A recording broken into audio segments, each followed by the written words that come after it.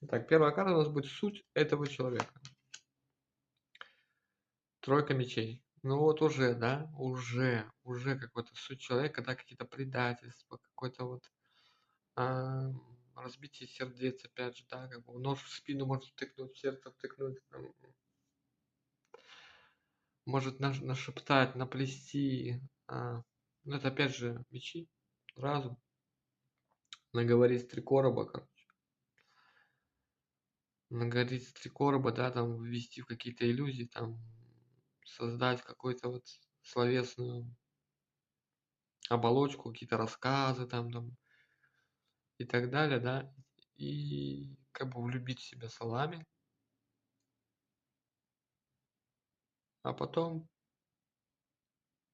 для получения собственной выгоды, получить собственную выгоду, которую он хочет получить, и не обращая внимания на чувства других людей, просто свалить, короче, а вы потом будете страдать. Поэтому суть человека уже как бы не очень. Его намерения в отношении вас.